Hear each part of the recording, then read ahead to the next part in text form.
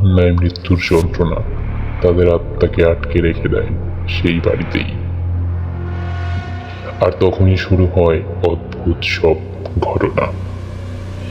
এই বিশ্বাস শুধু আমাদের দেশেই নয়, বিশ্বের সবচেয়ে ক্ষমতাধর দেশের প্রেসিডেন্টের বাসভবন হোয়াইট হাউস নিয়েও আছে ভৌতিক গল্প। যুক্তরাষ্ট্রের প্রথম প্রেসিডেন্ট জন অ্যাডামস এবং তার স্ত্রী এবিগেইল অ্যাডামসের আত্মা নাকি এখনো সেখানে ঘোরাফেরা করে। অনেকের বিশ্বাস প্রেসিডেন্ট আব্রাহাম লিঙ্কনের আত্মাও হোয়াইট হাউস ছাড়তে পারেনি আজও।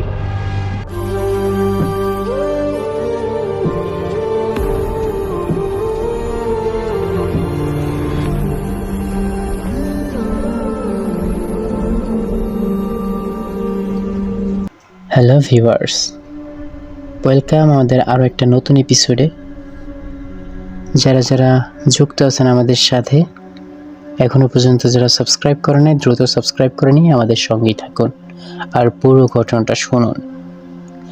অবশ্য শিরোনাম দেখে বুঝেই গেছেন আজকের ঘটনাটা কত অস্বাভাবিক এবং ভয়ঙ্কর রোমাঞ্চকর হতে চলেছে।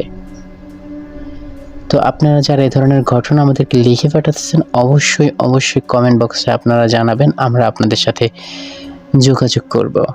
আপনারা চাইলে আপনাদের সাথে ঘটে যাওয়া বা আপনার বন্ধু বান্ধবের থেকে শোনা ঘটনাগুলো আমাদেরকে পাঠাতে পারেন। চলুন তাহলে সরাসরি ঘটনায় যাই। দোষী বাড়ি, সোহরাব হোসেনের অভিশাপ লোকমুখে শোনা যায়। সব বাড়ি একরকম নয়। কিছু বাড়ি আছে যেগুলো কেবল ইট পাথরের গাঁথুনি নয়, বরং সময়ের সাথে সাথে সেখানে জমে ওঠে মৃত্যু, কষ্ট আর অতৃপ্ত আত্মার ইতিহাস। এই বাড়িগুলোকে মানুষ বলে দোষী বাড়ি। সাধারণত প্রাচীন বাড়িগুলোর নামই আগে আসে। বহু বছর ধরে যেখানে মানুষ বসবাস করছে, হাসি কান্না হয়েছে, আবার কেউ সেখানেই শেষ নিঃশ্বাস ফেলেছে।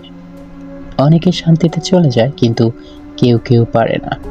বাড়ির মায়া, অসমাপ্ত হিসাব কিংবা অন্যায় মৃত্যুর যন্ত্রণা তাদের আত্মাকে আটকে রেখে দেয় সেই বাড়িতেই। আর তখনই শুরু হয় অদ্ভুত সব ঘটনা। এই বিশ্বাস শুধু আমাদের দেশেই নয়, বিশ্বের সবচেয়ে ক্ষমতাধর দেশের প্রেসিডেন্টের বাসভবন হোয়াইট হাউস নিয়েও আছে ভৌতিক গল্প। যুক্তরাষ্ট্রের প্রথম প্রেসিডেন্ট জন অ্যাডামস এবং তার স্ত্রী এবিগেইল অ্যাডামসের আত্মা নাকি এখনো সেখানে ঘোরাফেরা করে। অনেকের বিশ্বাস প্রেসিডেন্ট আব্রাহাম লিঙ্কনের আত্মাও হোয়াইট হাউস ছাড়তে পারেনি আজও। লিঙ্কনের বন্ধু জীবনীকার ওয়াল্ট হিল লেমন লিখেছেন, 1865 সালের এপ্রিল মাসে, যেই মাসে লিঙ্কন নিহত হন, তার কিছুদিন আগে এক রাতে তিনি এক অদ্ভুত স্বপ্ন দেখেন। স্বপ্নে তিনি ঘুমাচ্ছিলেন, হঠাৎ চারদিক থেকে কান্নার শব্দ। ঘুম ভেঙে উঠে তিনি দেখেন হোয়াইট হাউসের ভেতরে মানুষ কাঁদছে। জিজ্ঞেস করতেই তারা বলে প্রেসিডেন্ট লিঙ্কন আততায়ীর হাতে নিহত হয়েছেন। ভয়ে লিঙ্কনের ঘুম ভেঙে যায়। পরবর্তীতে president Theodore Roosevelt, Winston Churchill সহ আরও অনেকেই দাবি করেছিলেন হোয়াইট হাউসে থাকার সময় তারা লিঙ্কনের উপস্থিতি অনুভব করেছেন। এমনকি চার্চিল এক রাতে এতটাই ভয় পেয়েছিলেন যে সারা রাত ঘুমাতে পারেননি। এমন বর্ণনাও আছে। আর একটা অদ্ভুত বিষয়, প্রায় সব প্রেসিডেন্টই হোয়াইট হাউস ছাড়ার সময় অস্বাভাবিকভাবে চুল পেকে যায়। অনেকে মনে করেন এর পিছনেও অতৃপ্ত আত্মার প্রভাব আছে।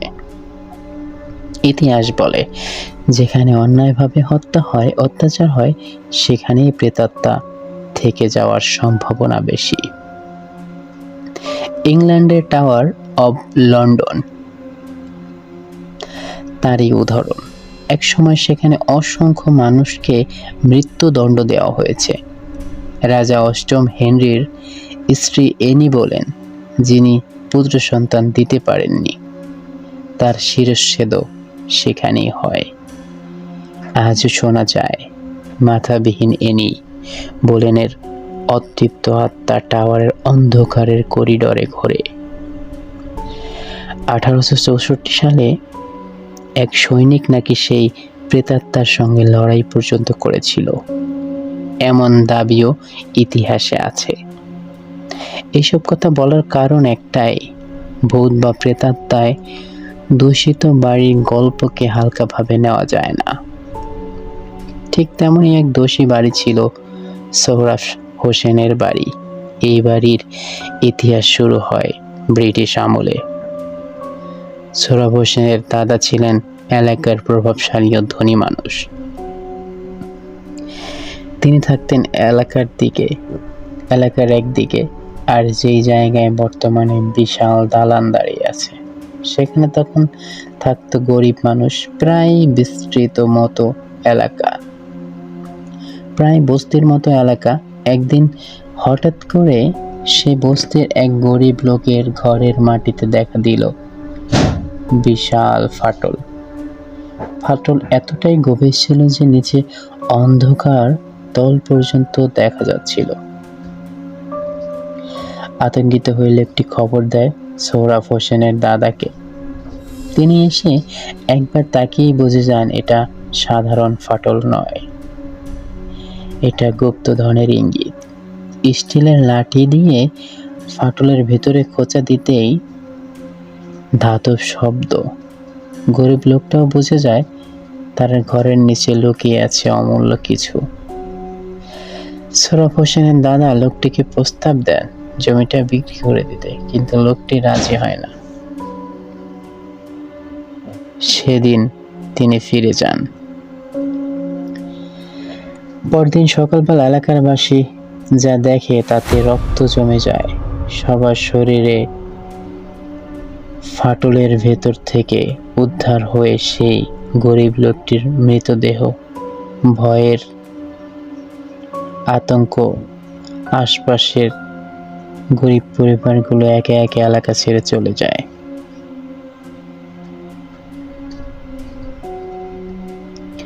সবাই বিশ্বাস করতে শুরু করে ওই জায়গায় ভয়ানক কিছু আছে। এই সুযোগে সোহরাব হোসেনের দাদা জমিটা কিনে নেন এবং সেখানে বাড়ি তৈরি করেন। পুলিশের ভয়ে প্রকাশ্যে খোঁড়াখুড়ি হয়নি,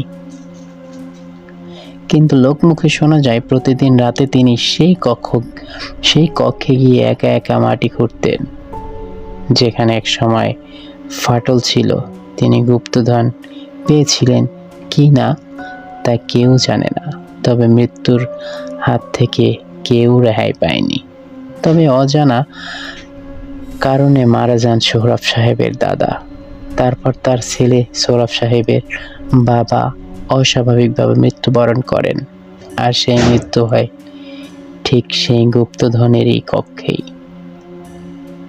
এরপর তৃতীয় মৃত্যু সোহরাব হোসেনের নিজেই। এক বাড়িতে একই অদ্ভুত পরিণতি। এখন পালা ছিল চতুর্থ প্রজন্মের। সোহরাব হোসেনের ছেলে আজও বেঁচে আছে, কিন্তু মানসিকভাবে বিধ্বস্ত। বাবার মৃত্যু, দাদা পরদাদার গল্প সব মিলিয়ে সে বিশ্বাস করতে শুরু করেছে এই বাড়িতে সত্যি অভিশপ্ত বাড়ি এটা, এলাকার মানুষ বলে। সোহরাব হোসেনের দাদা সেই গরিব লোকটিকে হত্যা করেছিলেন, আর এখন তার অতৃপ্ত আত্মাই প্রজন্মের পর প্রজন্ম ধরে প্রতিশোধ নিচ্ছে। মানুষ এই বাড়ির সামনে দিয়ে হাঁটতেও ভয় পায়। কুকুর নাকি এই বাড়িতে ঢোকে না। পশু পাখি আগে থেকেই টের পায়। যেখানে মানুষের চোখে কিছু দেখা যায় না, যেমন টাওয়ার অফ লন্ডনের সল্ট টাওয়ারে কুকুর ঢুকতে ভয় পায়, ঠিক তেমনি সোহরাব হোসেনের বাড়ি আজও নীরবে দাঁড়িয়ে আছে অভিশাপ বুকে নিয়ে। সো ডিয়ার লিসেনার্স, আজ এই পর্যন্ত ছিল। আমরা আবার নতুন কোনো ঘটনা নিয়ে হাজির হয়ে যাব নেক্সটে। ঘটনার জন্য অপেক্ষা করুন, আর বেশি বেশি করে শেয়ার করুন, অবশ্যই কমেন্ট করতে ভুলবেন না।